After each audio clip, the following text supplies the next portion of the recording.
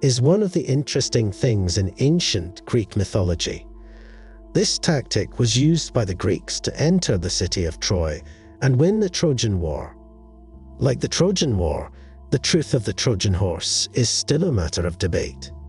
In 2014, excavations on a hillside known as Hisarlik may have provided new evidence. Turkish archaeologists have been excavating in the hills for some time, looking for evidence of what is now known as Troy. Although there is not enough evidence to confirm the existence of the large wooden horse, the city certainly existed. In fact, a series of cities are in this area and are now known as Troy. Renowned archaeologist Heinrich Schliemann began excavating the site in 1870. Over the decades, historians and other archaeologists came to the site until it was declared a national treasure and came under the protection of the Turkish government. Over 140 years, more than 24 excavations have been carried out. 23 sections of defensive walls have been discovered, 11 gates, stone-paved roads, and 5 bastions, as well as a fort. There is a clear division between Troy and the lower city. The inhabitants living in the area likely took refuge within the city walls during the siege of Troy. The Republic of Turkey has recognized the site as an important historical site since the early 1980s, thereby providing important protection to the site. The Trojan Horse has long been considered a myth, as fictional as Homer's tales of gods and goddesses and semi-immortal heroes and warriors. However, this excavation may provide new insight into the sack of Troy. In 2014, Turkish archaeologists made a discovery. A large wooden building has been discovered at the historic Troy city site. Dozens of cypress planks have been unearthed, including blocks up to 15 meters long. The pieces were found in the city, although the cypress planks were usually only used to make ships. Although historians have speculated for years about the true nature of the horse, this is the first time evidence has been found of the structure itself. Historians in the past have speculated that the Trojan horse may have referred to a war machine, which was often covered with horse hide soaked in water to prevent it from being burned by enemies. Others suggest that the horse may refer to a natural disaster or the invading force of the Greeks. The idea of a structure built to resemble a horse, built for the purpose of sneaking soldiers past the Trojan defenses, seems ludicrous. However, new evidence suggests that the story may have some basis in truth. The structures found correspond to the descriptions given by Homer, Virgil, Augustus, and Quintus Smyrnus. In the epic poem, Post Homerica by Quintus Smyrnus, reference is made to a bronze plaque inscribed with the words, "For their return the Greeks offered this offering to Athena."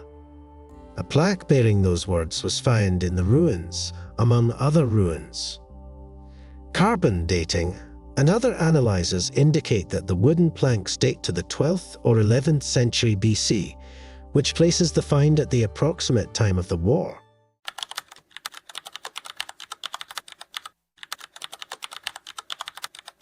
As told in the Aeneid, the story of the Trojan horse was driven by the Greeks to the gates of Troy and left for dead.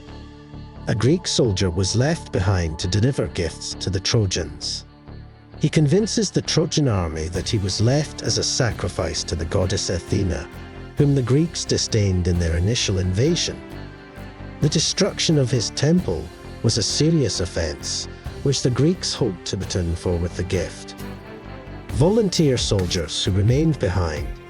The Trojans that the Greeks purposely made the horse too large for the Trojans to carry into the city, preventing them from offering sacrifices to subvert Athens' favor. The Trojans immediately moved the offering inside the gate, wishing to gain Athena's favor for themselves. Laocoon, the Trojan priest, is suspicious. As Virgil tells the story, he utters the famous line, "I fear the Greeks, even those who bring gifts." Trojan ignored his suspicions. The writer Apollodorus tells the story of Laocoon's fate. It seemed that Laocoon had injured the god Apollo by sleeping with his wife. Apollo sent a great serpent to devour Laocoon and his 2 sons in revenge. King Priam's daughter, Cassandra, was an astrologer. Cassandra is destined to make correct predictions, but will be disbelieved and ignored. He predicted that the horse would be the downfall of Troy, but as expected, was ignored. Finally, Helen, the victim who was kidnapped by Paris and the woman who became the target of the war, suspects the trick. He walked around the outside of the horse, calling the soldiers names, even imitating the voices of their wives. The tactic almost worked, tempting some of the soldiers to scream. Odysseus, a Greek warrior, covered Anticlus' mouth just in time, preventing the man from giving it to him. There are varying accounts regarding the actual opening of the end of the Trojan Horse. Some say that only a few soldiers were trapped in the building.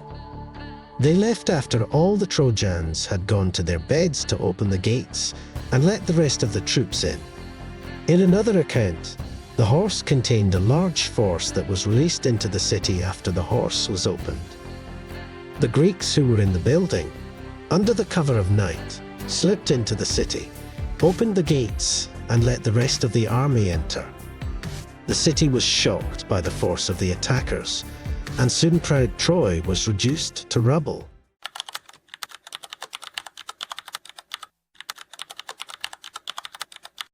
When the Greeks stormed the city walls, the royal family was destroyed. Achilles' son Neoptolemus killed Pollux, son of King Priam and brother of Hector, as he clung to the altar of Zeus, seeking protection. King Priam rebuked Neoptolemus, and in turn was also slaughtered at the same altar. Astyanax, Hector's infant son, was killed in the commotion, and Hector's wife and most of the royal family. Some of the Trojans fled, but the city of Troy was, to all intents and purposes, destroyed. With the end of the 10-year war, the Greeks returned home. Odysseus took the longest, taking 10 years to return home after the war. His journey formed the epic poem, the Odyssey. Helen, who was reportedly the cause of the war, returned to Sparta to rejoin her husband, Menelaus, in ancient Greek mythology.